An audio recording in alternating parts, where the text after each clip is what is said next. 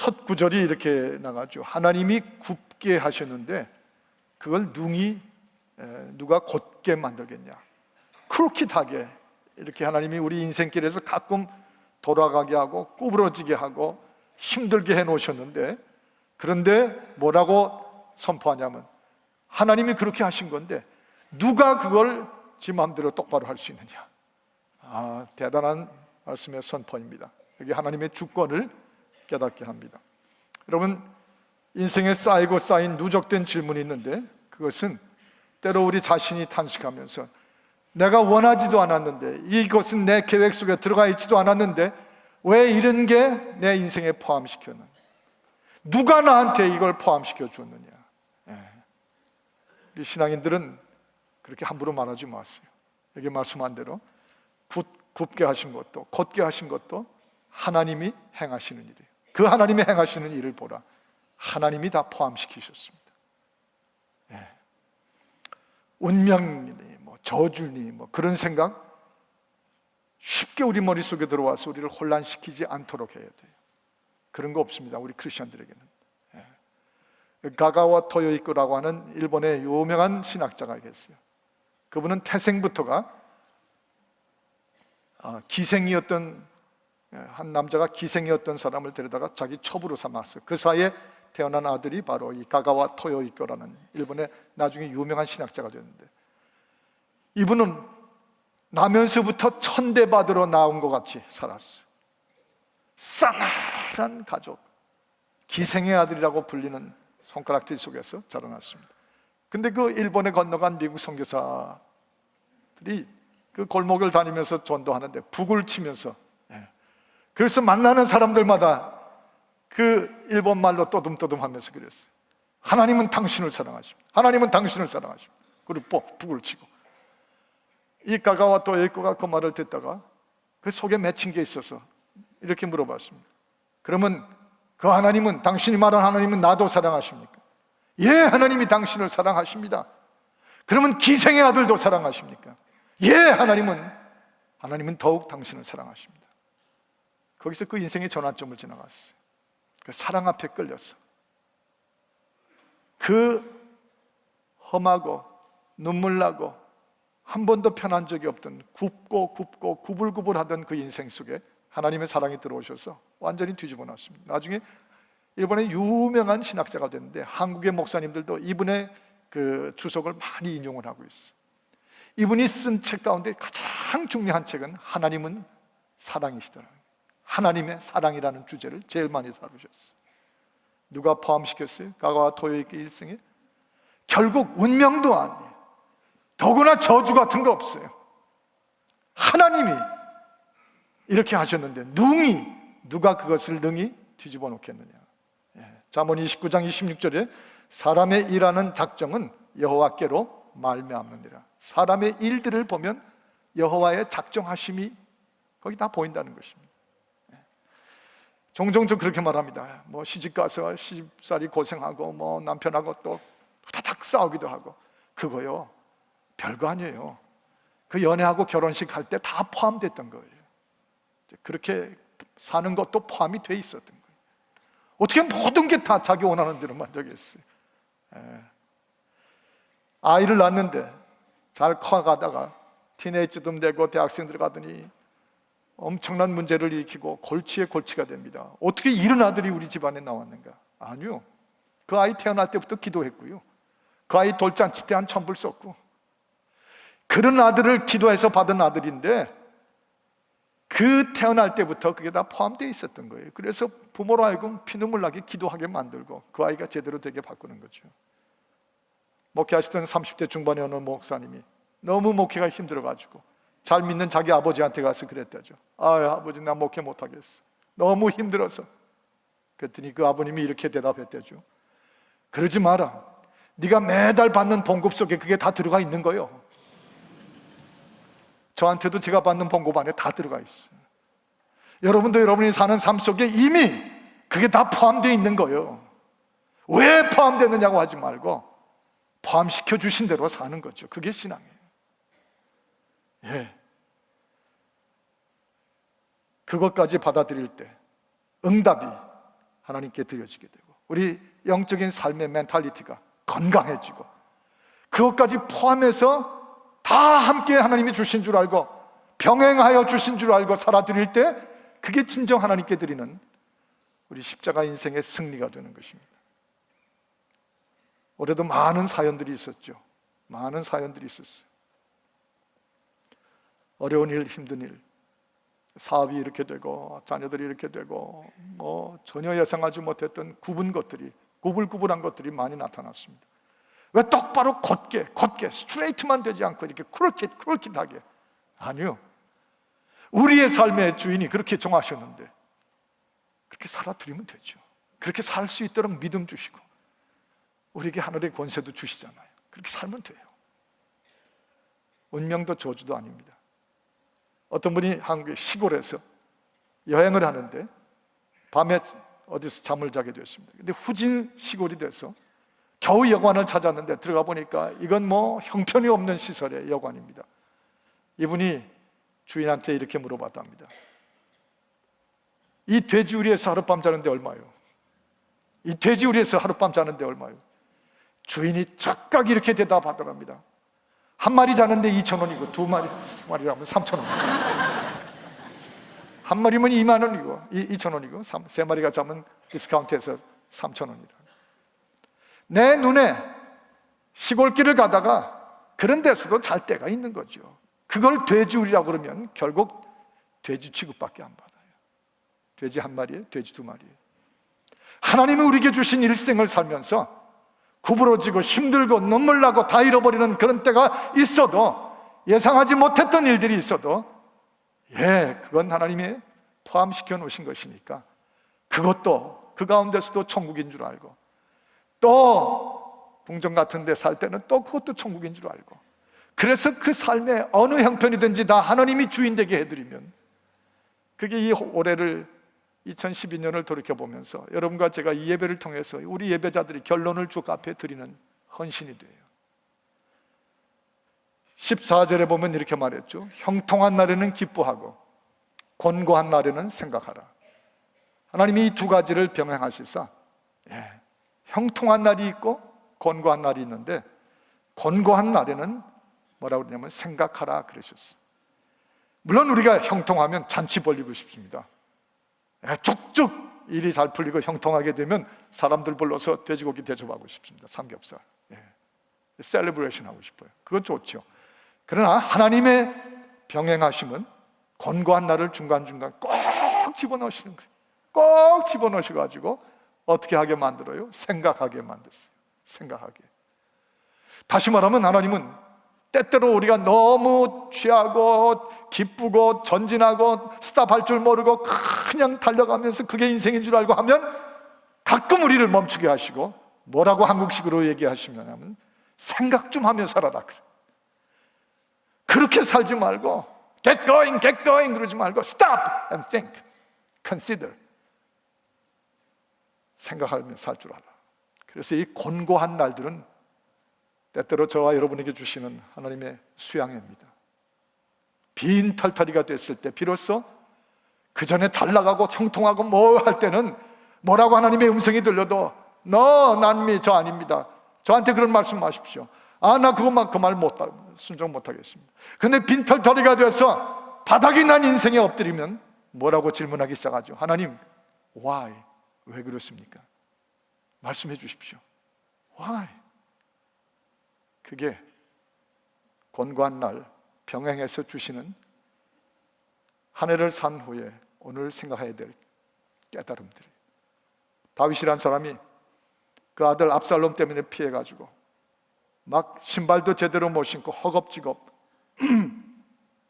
예루살렘 밖에 계곡으로 막 부하들하고 도망을 치는데, 그것도 힘들어 죽겠는데 바로 그 계곡 건너편에는 시므이라고 하는 사람 하나가 나타나서 그 같이 마주 뛰면서 이쪽에 달리는 다윗에게 이쪽 계곡에서 시므이가 소리를 지르면서 주먹질을 하고 손가락질을 합니다. 저 이스라엘의 개 같은 놈이 도망가고 있다. 다윗 왕을 가리켜서 저 개 같은 놈이 도망가고 있다. 너무 그 말을 듣다가 부하들이 화가 나서 명령만 하면 내가 건너가서 저놈 죽이고 오겠다고 다윗의 부하들이 그랬어요. 그때 다윗이 하는 말이 가만두라. 참 그럴 때 그 곤고한 시간을 정말 하나님의 시간으로 받아들이는 모습들이, 가만두라. 사실상 하나님이 저 사람이 입을 통해서 나를 욕하고 계시다. 저 사람이 나를 욕하는 것이 아니라 하나님이 저 입을 시켜서 나를 욕하신 것이다. 할 말이 없었어요. 곤고한 날에 생각하게 하신 거죠. 그래서 시편 51편 17절에 보면 하나님이 구하시는 제사는 상한 심령입니다. broken heart를 하나님이 구하십니다. 하나님이여 상하고 통회하는 마음을 절대로 주께서 멸시치 않으심을 아나이다. 하나님은 오히려 상하고 그리고 통회하는 마음을 받으시려고, 그래서 우리의 껍데기를 벗기시고 우리의 마스크를 벗겨버리시고, 그것은 형통한 때, 잘 나갈 때는 절대 스스로 마스크를 안 벗거든요. 허영이란 마스크, 거짓이란 마스크, 위선이란 마스크 안 벗어요. 잡기에 능한 그 마스크 안 벗어요. 그런데 곤고한 날에 마스크 다 벗어요. 화장한 얼굴보다는 하나님께서 다 벗겨버리실 때 보면 화장 안 할 때 눈물을 흘리게 하세요. 새벽에, 밤중에, 골방에서. 화장 안 했으면 안 한 대로 계세요. 자꾸 화장 안 했다고 다니면서 얘기하지 말고. 우리 보면 다 알아요, 화장 안 한 줄. 근데 그 화장 안 한 그 얼굴, 그때가 어떻게 보면 맨살로 그대로 있는 대로, 그때가 권고한 날에 우리를 생각하게 하시는 때의 상황이죠. 이 권고함은 우리의 입김을 열게 해주시는 것이에요.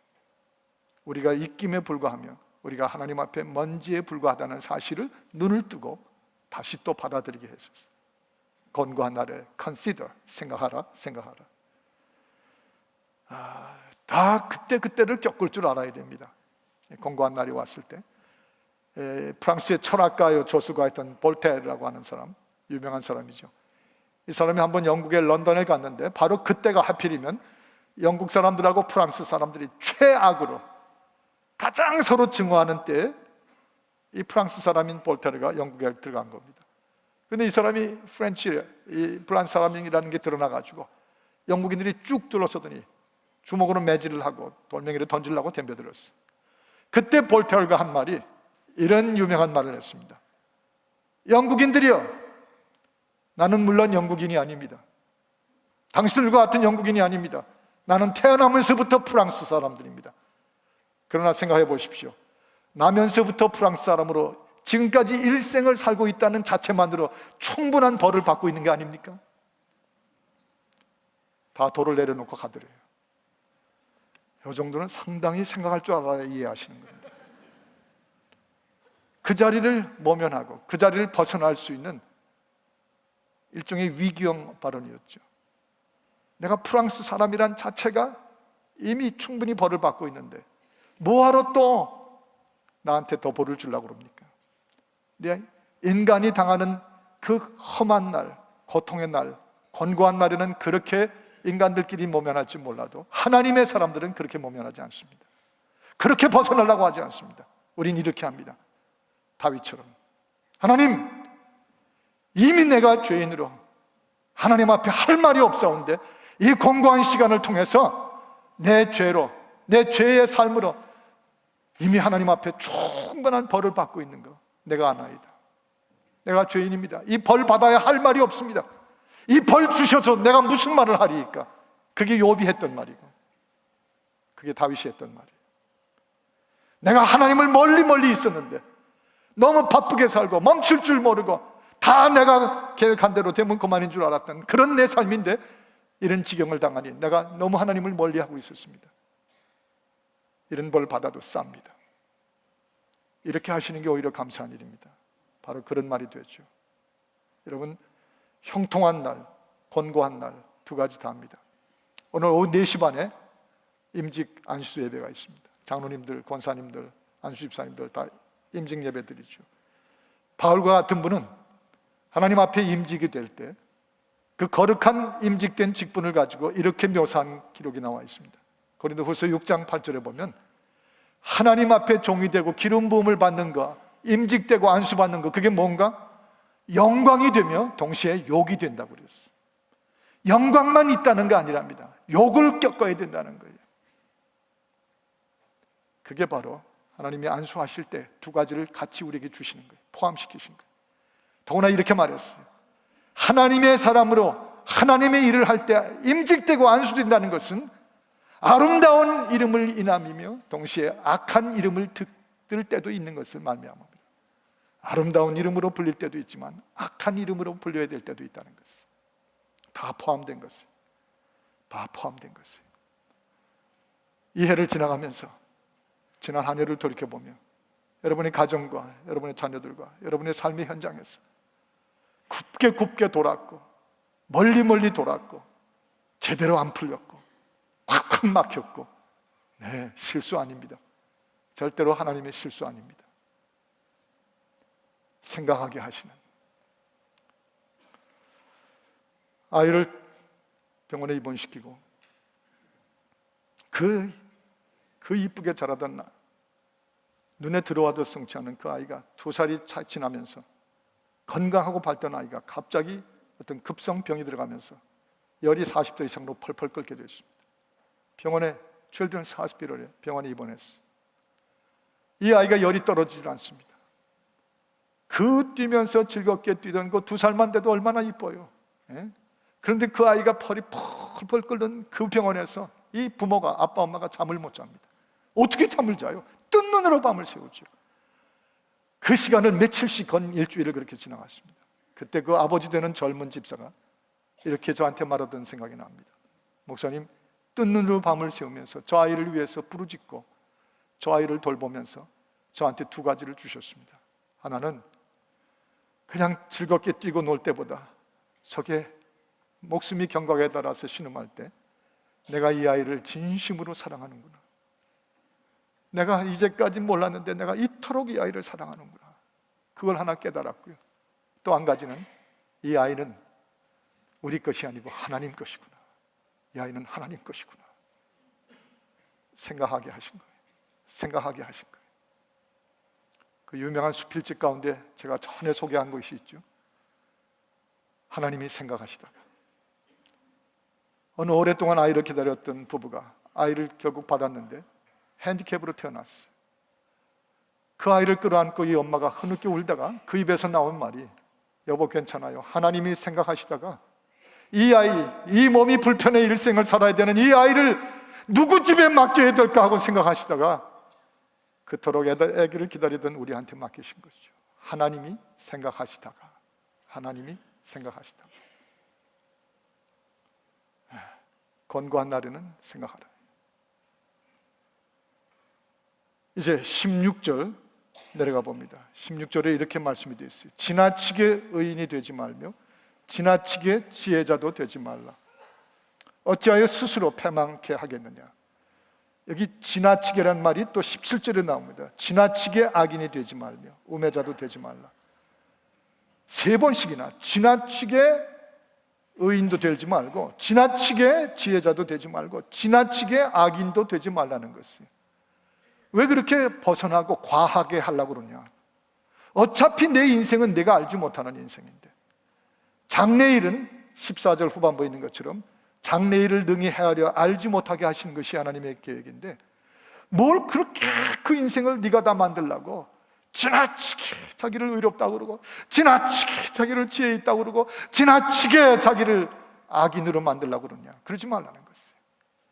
하나님은 다 우리의 삶에 포함시켜 주셨는데 하나는 포함시켜 주지 않으셨어요. 장래, 미래, 내일은 우리에게 주신 적이 없으세요. 그건 하나님의 비즈니스. 그렇게 해야만 우리가 타락하고 우리 인생 다 지저분해지고 교만해지는 걸 막아내실 수가 있었어요. 장래일은 내가 권고하고 또는 형통한 날도 골고루 주지만 그건 다 너에게 인생에 포함시켜 준 일이지만은, 그러나 그렇게 살면서 그 후에 오는 장래일은 너희로 알지 못하게 하느니라. 너무 다 아는 것처럼 지나치게 의인도 되지 말고 지나치게 악인도 되지 말고 지나치게 지혜자인 것처럼 착각하지 말라는 것입니다. 예. 우리 정말 열심히 열심히 포함된 인생을 살면서 내일 일에 대해서는 그분이 심판을 하시든지 면류관을 씌워주시든지 책망을 하시든지 수고하고 충성된 종이라고 우리를 놀랍게 영광스럽게 하시든지 그 모든 장래일은 그분에게 속한 거예요. 너무 지나치게 오버액션하면서 살지 말라는 것이죠.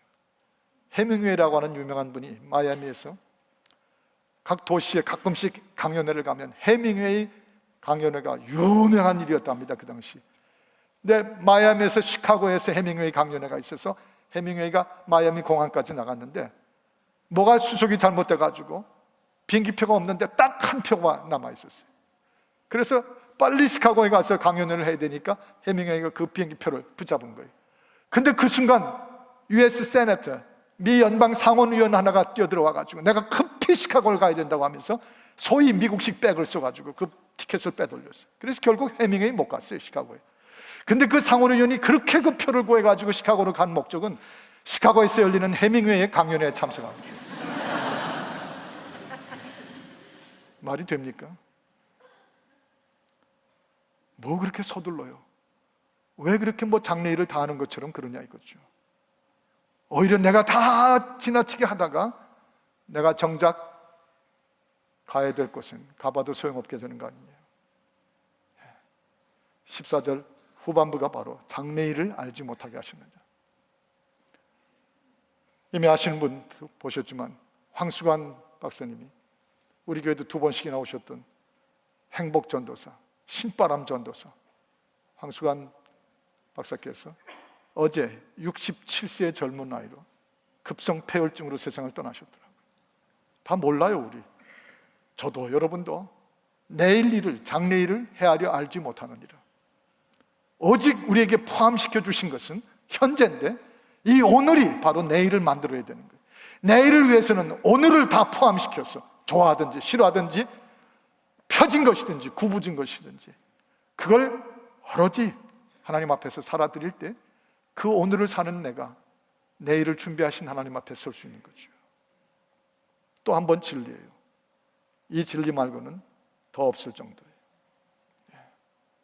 우리 예수님께서 그렇기 때문에 이렇게 우리에게 말씀 도전하신 거 기억하시길 바랍니다. 마태복음 11장 17절에 우리가 너희를 향하여 피리를 불어도 너희가 춤을 추지 않고 우리가 너희를 향하여서 다 깨우쳐주며 애곡을 하고 통곡을 하여도 너희가 그 통곡, 그 애곡 너희를 향하여 울지 않느니라.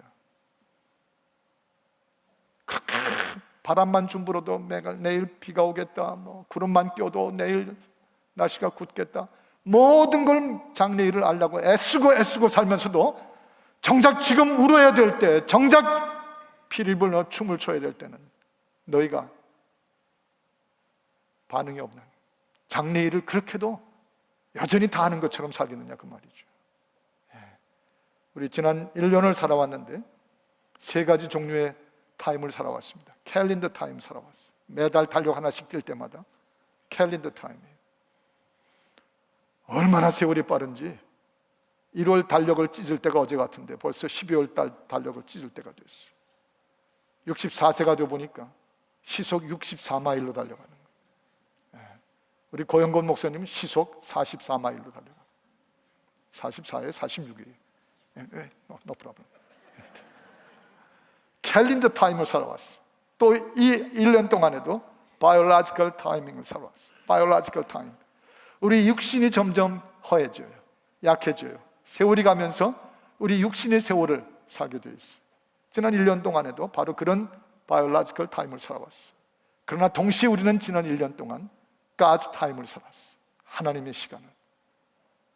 여러분이요, 장래를 알지 못한 채 하나님이 포함시키신 것들을 그게 굽었든지 곧았든지 정말 다 포함된 줄을 알고 이 2가지의 삶을 다 살아드려야만 되는 것을 알고 그걸 위해서 지난 1년 동안 극복하시며 사셨어요.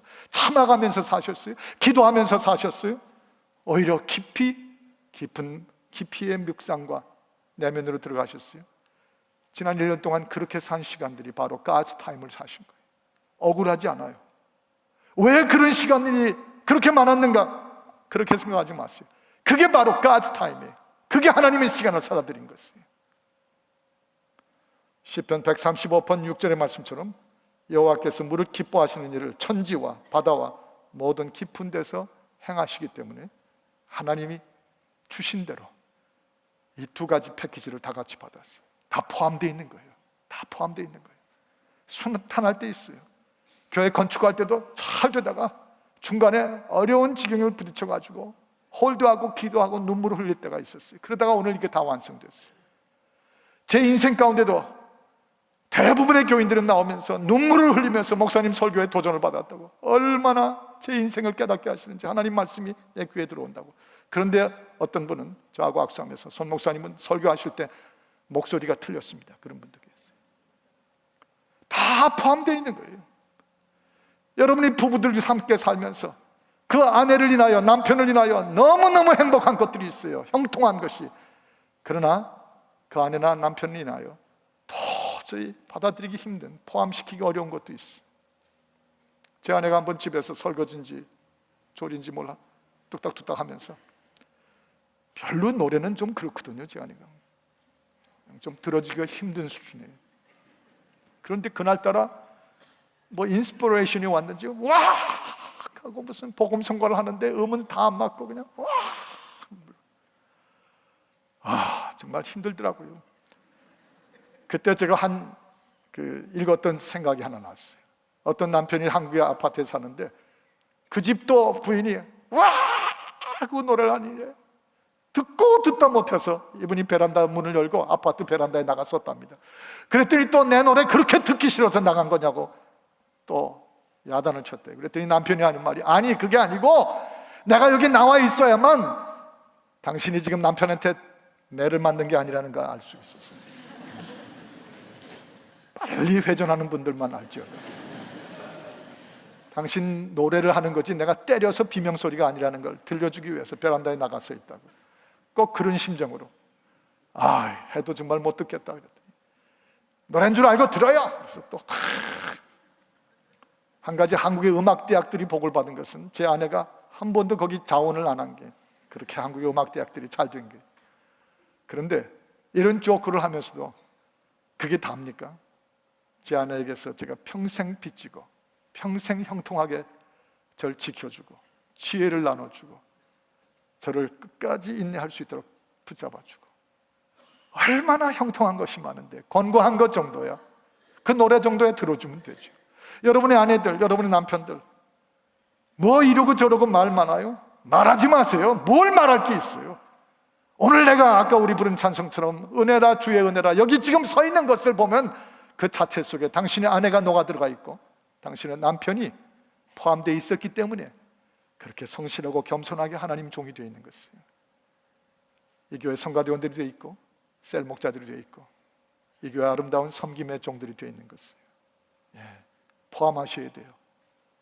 그래야, 다 포함해서 살아드려야 하나님께 영광을 드리고 장래일을 준비하신 하나님 앞에 우뚝 설 수 있어요. 포함시키는 거 거부하지 마세요. 거부하지 마세요. 자꾸 하나님이 이런 때 저런 때 포함시키신 것을 자꾸 싫어하고 그리고 거부하면 영광도 없습니다. 그리고 더 큰 고생일 뿐이에요. 1년을 지나갑니다. 이제 불과 이틀 후에 새해가 다가옵니다. 이 한 해 동안을 포함시키신 하나님께 다시 위대한 인생을 살아드리기 시작할 수 있도록 결심하고 우리가 산해를 영접할 수 있는 여러분 되기를 주의 이름으로 축복합니다. 기도하십시다. 하나님 아버지, 주의 은혜입니다. 주의 은혜라, 주의 은혜라. 그 주의 은혜 가운데는 잘된 것만이 아니라 고달프고 눈물 흘리고 힘든 일도 많았습니다. 어찌하겠습니까? 푸시킨의 말처럼 삶이 그대를 속일지라도 슬퍼하거나 노여하지 말라, 그런 식구 정도로 우리가 달래겠습니까? 그렇지 않은 걸 주 앞에 감사하고, 십자가에 주 예수께서 우리의 삶 속에 형통한 때도 함께 하시고 곤고한 날에도 함께 하셔서 이 두 가지를 인하여 우리가 더 깊어지고 맛을 누리고 내면으로 우리의 실존이 주 앞에 복음적으로 살 수 있게 하신 것 감사합니다. 주여, 다 포함된 줄 알고 기뻐하며 이 길을 여전히 걷게 하여 주시옵소서. 주 예수 그리스도 이름으로 기도하옵나이다. 아멘.